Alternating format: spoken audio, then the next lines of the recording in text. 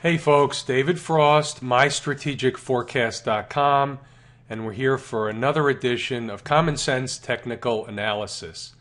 You're looking at a daily chart of the SPY, which mirrors the S&P 500, and what you're looking at here in this area is an overbought condition.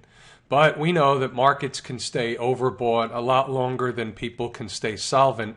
Therefore, you have to respect the upside. And I just want to make mention of a couple of things. So right here is last Friday. And I had been telling folks that on the S&P, 1923 was a good number. It was going to represent a lot of resistance. And lo and behold, on Friday, the stock market, the S&P closed at 123 and like a half. So it's not an accident how these things happen. Most of these calculations are mathematical. So you shouldn't be surprised to see it hit a target. It doesn't mean that the stock market's going to pull back from that number. It just means that you'll typically see a stall at that number. Now I have another number on the upside, which is about another 10 or 13, 12 to 13 points higher. It's really 1936 is the number. I don't know if we'll get there, but if we get a setup on the bullish side that looks like we're going to get there, I'll certainly alert you. But I would tend to err on the side of we're going to see a pullback before we see any surge higher. And like I've been saying in the past few weeks, in the past several videos, we're not there yet. We're not ready for the breakdown yet. We're probably still a month away. We could be even as much as 6 weeks away. We could be looking at the first to second week in July on the outside for any material pullback with a lot of volatility that enter the market. So there's still going to be some plays on both the downside and the upside. Trade alerts will still go out on both sides. In fact, I see a lot of trade alerts setting up on the long side even right now. It's just not there yet, and I'm getting ready to release those. But we're not going to be impatient with the market. We're going to be patient, and we're going to let the market tell us what to do as always. And right now, it's telling us, at least on the index side, in the SPY or the S&P 500, it's telling us not to be long. We're not going to be long. And it's not telling us to be short yet, so we're not short. We just have to wait for that signal. This is all bullish here. This stock market is in bullish mode. Look at the weekly chart. Okay, until you see some kind of a topping signal, there's nothing to do here. In fact, look at this, 1, 2, and we could see one more week of an upsurge this week, and that would be a 3-bar surge to the upside, and I would expect a pullback after that. But once again, you never know.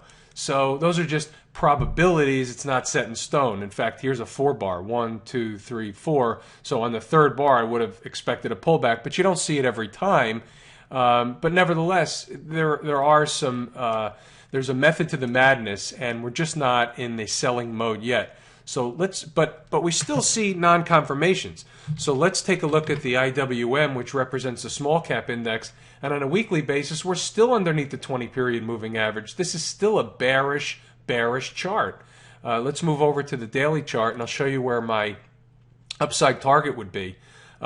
We're at 112.75, or where are we closed today? I'm sorry. We closed at 112.25, and I still say we might be able to get up to this, let's call it 115 level right here, and that would still represent a bearish scenario if we couldn't close above this 115.11, but I still think we can reach close to or about 115 on the upside. This is actually bullish consolidation here. You have an up move, and now you have some inside bars for about 4 days, another couple of days, and you can see an up move, but we're not there yet. But this is certainly not confirming that the S&P or the major indexes are going to keep rising. You're not going to be able to have a high volume bullish market unless all the indexes confirm, and right now the small cap index is not confirming. And let's go over to the triple Qs, which represents the NASDAQ. And here we have, we're basically at the high from before, but on a weekly basis, let's see where we are. Yeah, on a weekly basis, I mean, the Qs have basically reached the highs. So if we bust through, then you never know. But if we pull back, you'll know that that was rejected at the highs. And we just don't know. We're waiting for the signal. You have to see the signal first before you can make those type of decisions. Be patient with the market, folks. The market will tell us what to do.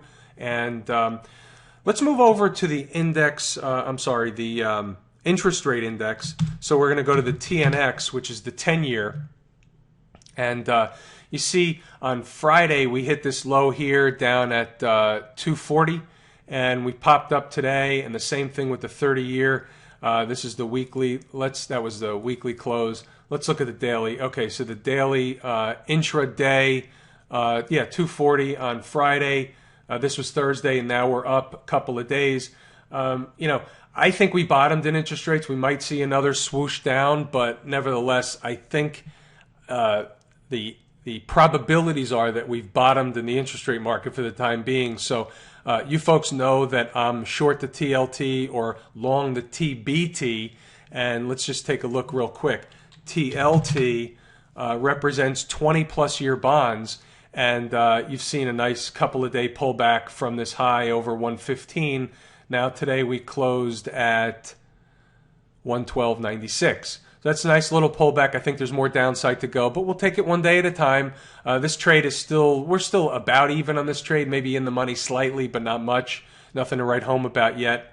But that's where it is. So interest rates, you're going to see some big interest rates move later on this week. The ECB is going to come out with their interest rate shenanigans, and they may lower rates, they may do something, and as a result, our market will probably get volatile, not the stock market so much as the interest rate market, and we'll see what happens. But my money is on the short side of the bond market for now, but it's not the long-term short. This is a trade. So I think we're going to see more of a pullback, and then we'll make a decision then when we see it.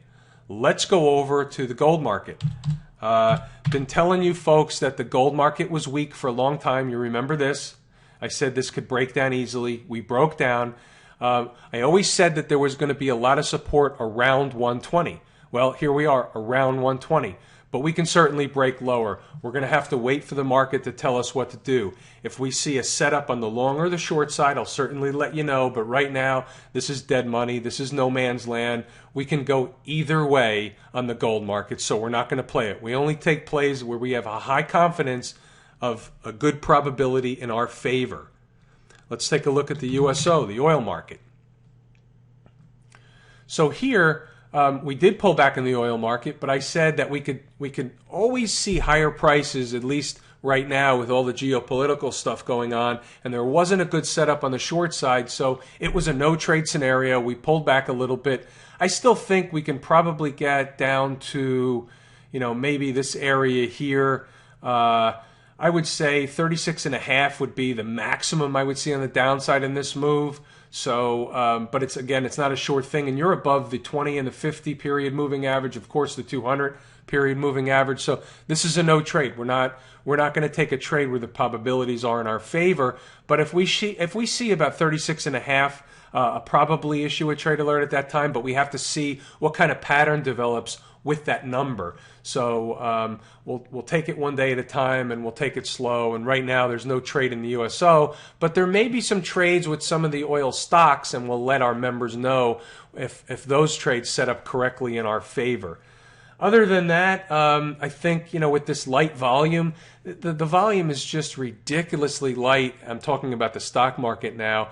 You're not going to see a big sell-off without the heavy volume. The only way you'll see downside is on heavy volume. And we just haven't seen the volume. We're not seeing the downside, but it'll come. We're going to have to see a pullback before the big one. I'm almost sure of that. Whether it's this week or next, I'm not sure. We'll see how the market sets up, and then we'll take the trades based on what the market tells us. So that's about it for now with this light volume. There's not a lot going on. A couple of trade alerts are going to go out to the members shortly. And this is David Frost.